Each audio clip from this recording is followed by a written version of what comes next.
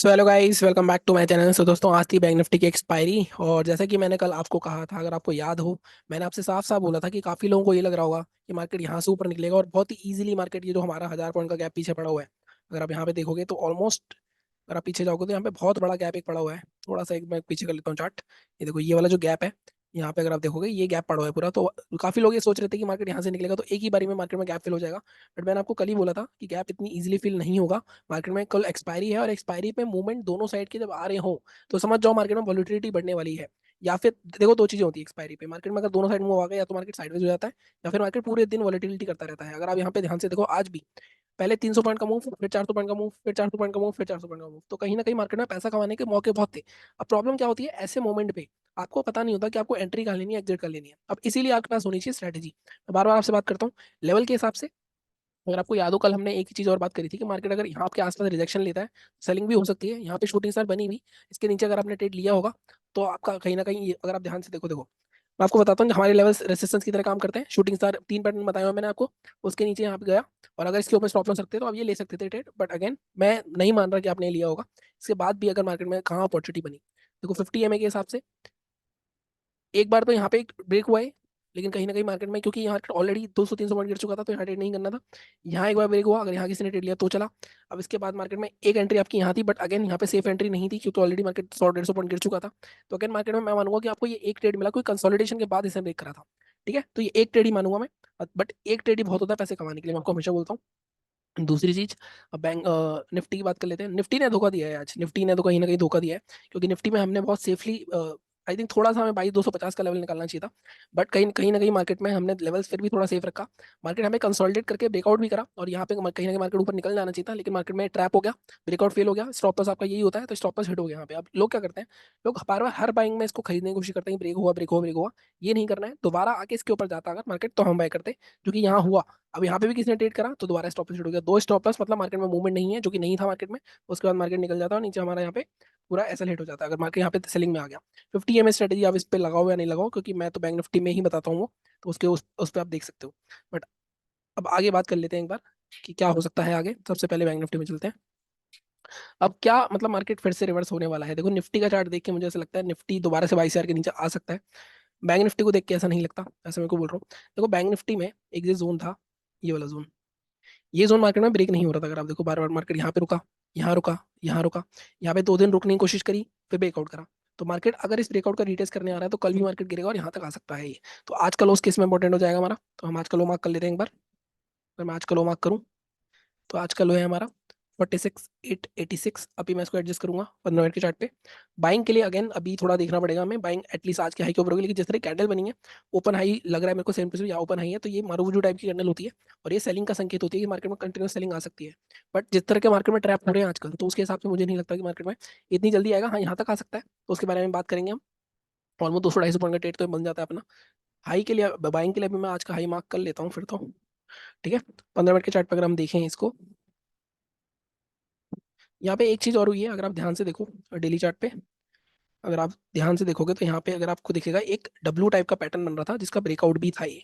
तो ये रिटेस्ट करने आ सकता है यहाँ तक, मुझे ऐसा लगता है। तो कल मुझे ऐसा लगता है मार्केट शायद फर्स्ट हाफ में सेलिंग हो जाए और उसके बाद मार्केट रिकवर कर जाए, तो ये चीज हो सकती है। मैं 15 मिनट के चार्ट पर लेवल्स की बात करूँ आपसे, लेवल्स के हिसाब से जैसे मैंने कहा, हम इसमें थोड़ा सा एडजस्टमेंट करेंगे। 46,889 तो नहीं, हम अपना टारगेट ये लेंगे लेवल 46,780 के आसपास का। ठीक है, 780 के नीचे हम यहाँ तक टारगेट लेने की कोशिश करेंगे, 600 तक का, या मैक्सिमम 550 तक का। ठीक है, अब इसको ब्रेक कर लेना दो पार्ट में। 780 के नीचे फर्स्ट टारगेट आपका हो सकता है 680 के आसपास का, सेकंड टारगेट 550 के आसपास का। ये दो टारगेट्स रहेंगे हमारे। ठीक है, 5 एंड साइकोलॉजिकल लेवल भी है। अब यहाँ से नीचे आया मान लो, ट्रेड ले लिया आपने और यहाँ पे रिवर्सल पैटर्न दिखे, तो बाय भी कर सकते हो आप। ठीक है, अब बाइंग अगर करनी है आपको, ठीक है, बाइंग का लेवल हमारा यही है 47,371। इसको थोड़ा सा बफर और दे देता हूँ, जिस तरह का मार्केट ट्रैप कर रहा है 381। अगेन यहाँ पे देखो, एक चीज जरूर देखना, ब्रेकआउट हो जाता है मार्केट, रिटेस्ट करके फिर ऊपर जाता है तो यहाँ पे बाय करना। एकदम से ब्रेकआउट होकर हाई ब्रेक करे तो बाय मत करना, क्योंकि ये जो गैप जोन है बहुत बड़ा गैप है। तो आई डोंट नो कि कितनी देर में फिल होगा, क्योंकि यहाँ देखो ये वाला जो गैप पड़ा हुआ है, ये देखो ये बहुत बड़ा गैप है 1000 पॉइंट का ऑलमोस्ट। तो 1000 पॉइंट इतनी इजीली तो नहीं देंगे आपको। ठीक है, तो ये चीज आपको सोचनी पड़ेगी। चलो, ये चीज भी हो गई। अब हम बात करते हैं टारगेट के बारे, बाइंग के टारगेट की बात नहीं करी मैंने अभी आपसे, 47,381 के ऊपर। अब यहाँ पे टारगेट काफी पीछे होगा क्योंकि गैप है। यहाँ पे अगर हम देख लें तो फर्स्ट टारगेट आपका बन सकता है 482, सेकंड बट ऑब्वियस 550 क्योंकि साइकोलॉजिकल लेवल है, तो 541, 550 के भी ऊपर निकल गया कल तो एक ट्रेंडिंग डे बन सकता है और मार्केट गैप भी फिल कर सकता है। तो वहाँ पे ट्रेल करने की सोचना जरूर अगर मौका मिले तो। ठीक है, अब हम चलते हैं निफ्टी के चार्ट पे। आवाज मेरी थोड़ी सी खराब हो रही है एक्चुअली, तबीयत थोड़ी मेरी खराब है। इसको डिलीट करते हैं और यहाँ पे जो डेली चार्ट है यहाँ थोड़ा संकेत दे रहा है नेगेटिव का, क्योंकि यहाँ डेली चार्ट में एक नेगेटिव पैटर्न बना है, अगर आप मैं देखो इंगल्फिंग पैटर्न कहते हैं इसे। लेकिन क्योंकि ब्रेकआउट जोन यहाँ पास में ही है, अगर आप देखो ये वाला जो ब्रेकआउट जोन था इसके भी अंदर आ गया वैसे तो, लेकिन कहीं ना कहीं 22,000, ये तो ये जो प्रीवियस ऑल टाइम हाई था उसके भी अंदर आ गया है, इसको रिटेस्ट करने आया है अगर ये, तो कल मार्केट कहीं ना कहीं गैप अप होगा और कहीं ऊपर ही निकल जाएगा। लेकिन अगर आज का लो टूट जाता है मार्केट में, मान लो आज का लो कितना है, 21,997, ये वही हमारा सेलिंग का लेवल नहीं है, वो मैं बताऊंगा अभी आपको। अगर आज का लो टूट जाता है तो कल मैं आपसे बात कर रहा था कि ट्रेंड लाइन जो तीन टच होते हैं, तीसरा टच होना जरूरी है, मार्केट यहाँ तक आ सकता है 747 तक। ठीक है, 15 मिनट के चार्ट पे बाइंग कहाँ होगी, अब बाइंग देखो जब तक मार्केट अब ये क्रॉस नहीं करेगा तब तक बाइंग के बारे में नहीं सोचेंगे हम 255 के ऊपर।